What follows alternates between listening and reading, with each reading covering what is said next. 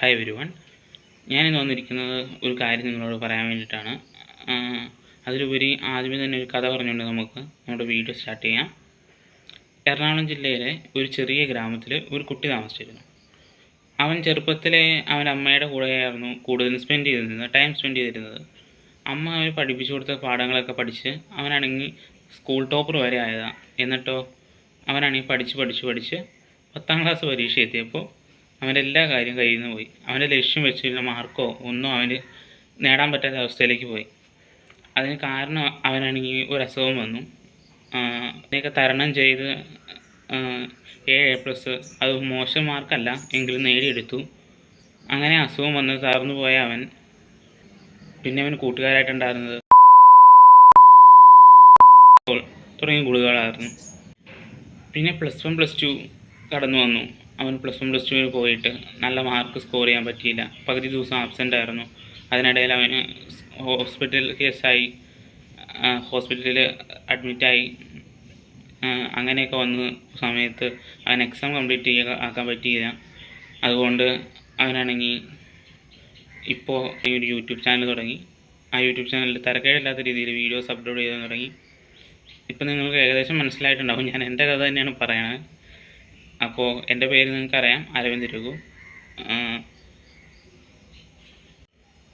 ഒരു ആക്സസറീസും ഇല്ലാണ്ട് സ്വന്തം കയ്യിലുള്ള ഫോൺ ഉപയോഗിച്ച് മാത്രമാണ് പലരും യൂട്യൂബ് ചാനൽ തുടങ്ങുക. ഞാനും അതുപോലെ തന്നെയാണ് യൂട്യൂബ് ചാനൽ തുടങ്ങിയേക്കുന്നത്. അപ്പോൾ നിങ്ങളുടെ സപ്പോർട്ടാണ് എനിക്ക് വേണ്ടത്. അതുപോലെ തന്നെ ഞാൻ നിങ്ങളുടെ വീഡിയോയിൽ ആദ്യം ഒരു കാര്യം പറയാമെന്ന് പറഞ്ഞിരുന്നു. അതെന്താണെന്ന് വെച്ച് കഴിഞ്ഞാൽ, എനിക്ക് യൂട്യൂബ് ചാനലിൽ നിന്ന് കിട്ടുന്ന വരുമാനം കൊണ്ട് എനിക്ക് ആദ്യമേ റോൾസ് റോയ്സ് വാങ്ങണം, ആ കാർ വാങ്ങണം, ഈ കാർ വാങ്ങണം എന്നുള്ള ഭ്രാന്ത് ഉണ്ടായിരുന്നതാണ്.